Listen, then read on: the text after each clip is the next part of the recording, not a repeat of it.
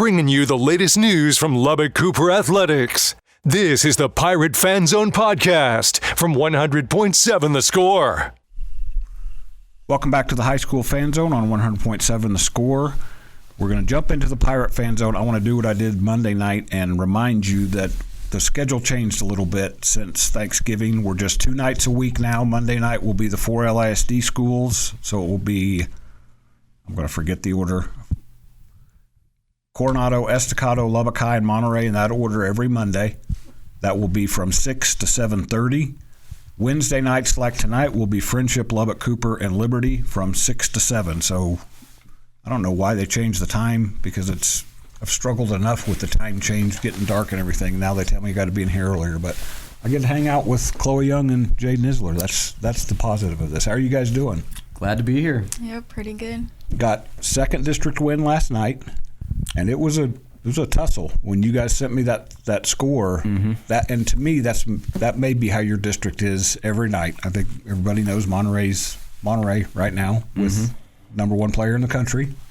But everybody else, it could be like that. Chloe, what was it like to be pushed and pulled and tugged last night by Coronado? It sounds like it was a great game. It definitely gets us out of rhythm, but our team, we just come together like so easily, and like we can push through it. But I think that everybody like pushing us and like grabbing us makes us play harder and shows us that like we need to fight for what we need. You're a sophomore, correct? I am. You do not seem like a sophomore.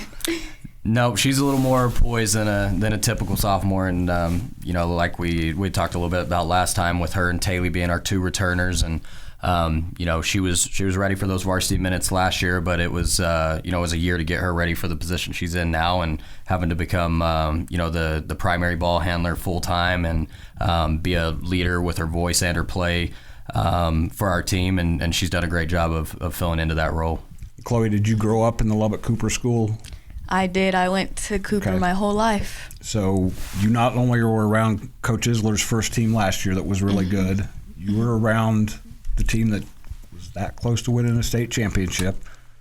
You got to know Adley, you got to know Callan Dallas. So that legacy, that tradition, that's something when you're young, and you're not as young as you used to be, but when you're a young player, you kind of watch that, and that's what you want to emulate as you get to the varsity level. Yeah, watching them play, like it really does like show you what you need to be. The run that they had was really, really good. So like that's where I want to be. I want to be up there too. And you and Magic, did you and Magic ever have any shooting contests? Oh, we did not. But we did shoot together, but no contests. Because Magic, Coach and I joked about this, and if Magic's parents are listening, they may get a little cranky at me, but you never had to twist Magic's arm to shoot.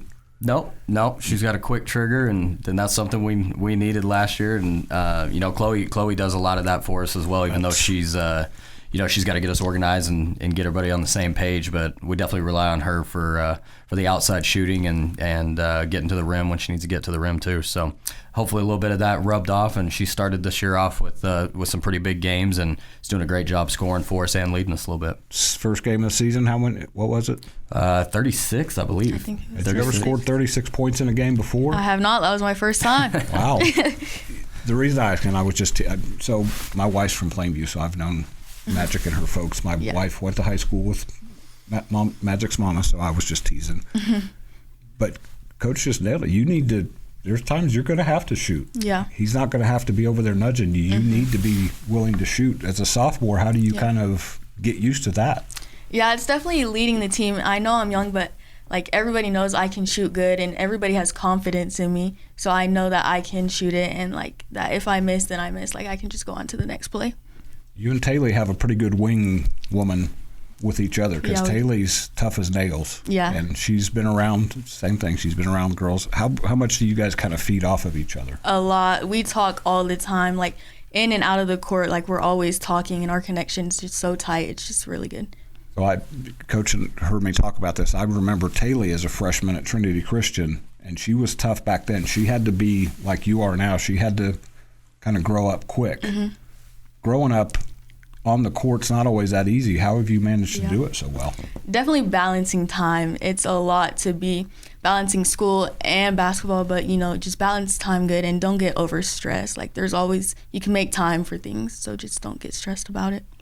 So now you guys are, help me with the record, 4-4? 6-6. 6-6. I knew it was. I knew you broke even, but you're 2-0 in district. Yes, correct. Yeah, we we did a good job of scheduling our non-district games. With it being such a short non-district schedule, we knew we had to kind of front load that schedule, and which doesn't always look good on a season record. But it's like I told the girls the other day in the locker room. Like, we scheduled number 1 in New Mexico 5A. We've played at the time number 1 5A Argyle, number 1 Dallas Lincoln. We're still undefeated. And number 2 Canyon. So we really tried to front load that side of it so we could get ready for these dogfights in district play. That's some teams that know a little bit about winning basketball, but so does Lubbock Cooper. And we're going to talk more about what's up later this week and then how district gets really revved up starting next week when we come back after the break on the Pirate Fan Zone on 100.7 The Score. Breaking down Lubbock Cooper sports. This is the Pirate Fan Zone podcast from 100.7 The Score. Welcome back into the Pirate Fan Zone on 100.7 The Score on a Wednesday night, first Wednesday night of December, which that calendar didn't wait for you guys in district play. You're already your district is 3 games in. You guys are just 2. Correct. Somebody asked me about that the other day. They're like, well, when do they get to relax? I was like, if you're in that district, first of all, there's not much relaxing in your district period, but you had to start pretty quick. Yeah, our district top to bottom, like there's no off night. Like if you have a bad game, you don't play well, somebody's going to beat you that night. And so, just taking it one round at a time and taking the time to really dig in and scout everybody the right way and make sure you scheme the right way. And then sometimes that goes out the window somewhere in the middle of the game and you got to win a dogfight like we did at Coronado the other night, where you just got to make enough winning plays to get out till the time runs out. You got to lean on these sophomores who don't seem like sophomores. That's right. They, we're really, really young. Even like Chloe's a sophomore and has a big role for us, but we're young even behind her. And, it's a great experience for a young team to be at a district like that because, then if you ever get switched up into an easier one, you know what it takes to play playoff basketball just by playing your district basketball in this one. And even some of your seniors, even though they're seniors, missed last year, so they're still kind of gaining their footing. Remind me who the 2 are. I know one of them is a coach's daughter. Yep, so Jordan Tolliver and Diana Hicks, they both missed last season, and Diana's actually been out for 2 because she didn't play as a sophomore. So, oh, wow. So just a little bit of lack of inexperience, and then obviously coming off injury, but both of those girls have handled their injuries really well. Really did a good job in their rehab, and right now you couldn't tell that they, besides a brace for Jordan, you wouldn't know they had those injuries right now. I think they're starting to find their rhythm a little bit. So Chloe, chemistry that's kind of a word that gets thrown out probably too much, but you guys have to kind of find that chemistry because coach is in his second year, didn't have to start from scratch, but you do have some players who are coming back from injury, some young players, Taylor, who's had to step up to a role. Where is that team chemistry, that energy right now? It's really good. Everybody loves each other. We talk about so much stuff. We laugh with each other every single day. Like, there's not a dull moment in the locker room, on the court. Everybody's just happy to be there. And you can tell, everybody loves to be there and nobody's just I don't want to be here. It's just everybody's having fun. What's it been like to get to know Coach these last couple of years? Because you got Kyle Lovren did a great job and had built a really good program, and you change and Coach Isler's there when you get to the varsity level. What's it been like to get to know him? It's been great. He helps us so much. And he tells us things in a way that's not hard to understand. We can get it, and even if we do ask questions, he can explain it in depth, and it just helps us a lot. And I think that's what makes our team chemistry so good, because we're all on the same page because of him. Baby is a girl, right? Yes. Yep. You better keep building on that, because I will tell you, and Mr. Young will attest to this, you're going to get all kinds of questions through the years at home, and you better be ready to answer quick, because if you hesitate at all, that little girl's going to know. Yep, no, that's right. I got plenty of practice. We got 11 of them right now on the varsity to get me ready for that 15-month-old I have right now. So. Yep. What's up next? Who do you guys have next? So we've got Plainview coming up next Tuesday. We're off this Friday, and so that's going to be a really tough test. That's a playoff team from last year. We played them in the first round last year, and but they were a young playoff team. They bring back pretty much everybody they had. So it's going to be. I'm glad we get 7 days to kind of get healthy and prep for them. But like we said, it's going to be a dogfight in all these. Like if you can run away from somebody and beat somebody by 20 or 25, then you better count your blessings, because I don't think it's going to happen that often in our district. I saw Plainview play against Monterey, and they stood there and traded the blows for as long as they could with Monterey. Then Monterey kind of figured out who needed to get the ball, which that's not a real big secret with Monterey. There's two pretty good options with Monterey. But Plainview, again, I'm married to a Plainview girl. It's cool to see them kind of reemerge a little bit as a team.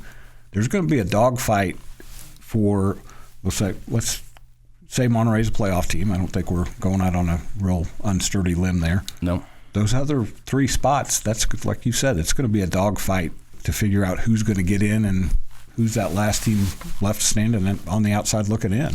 Yeah, for sure. I mean, you're really top-loaded. You had Amarillo High, who made a really deep run last year, lost a couple college players to graduation, but had really solid JV programs and a deep bench from last year that can kind of step up into some of those spots. So, they're not quite as young as some of us are. And Tascosa had a really good year. Got to the regional semis, and I believe they only lost one starter off that team. They had some young guard play, so they're kind of picking up from where they left off last year. So, for the rest of us, it's protect your home court. You got to go in and throw some punches on the road, and you got to try to steal a couple where maybe people don't think you should. And for our group, I love where we're at, because I think we were off the radar to start the year just because of a big graduating class. But we're a team that's going to kind of grow all through the year, and the more experience each one of our kids gets game by game is just going to really help them prep for the next game. So I like our trajectory, and I like where we're at. And as of last game, we really challenged them to get on the glass and make sure we're winning the rebound and loose ball battle, and really love to see the fight our kids had last night, because that's a game that you could have laid down in and got beat in a tough environment, and they stepped up to that challenge, and I think it's what it's going to take night in, night out. So, Chloe, you still are a sophomore. So what's it like when you guys go into those games every now and then, when you know that it's just going to be intense for 32 minutes? Yeah, you definitely have to keep your cool. You can't get too worried about anybody around you, like the crowd, the other team, like anybody, because they can really get in your head. But you just have to keep your composure and do what you know to do, like run your offense, know when it's good to take a shot, know what play to run and all this. It's just like you just need to calm down and just do what you know. That district grows you up in a quick hurry if you are a sophomore. Even if you're a mature sophomore like you, it's going to get you ready. I would say it's going to put hair on your, but you already got. I don't have enough to lose anymore, so we got to play well. You got good facial hair going, and it's not gray yet. I'm trying to see if Mr. Young's got any gray hair, because my daughters, as soon as they showed up, the gray hair started popping up. So we're not going to talk any more about follicles here on the High School Fan Zone tonight. We're going to come back after the break with Parker Hicks, the Liberty boys basketball coach on the Patriot Fan Zone on 100.7 The Score. I'm Randy Rosetta, and we'll be back after the break.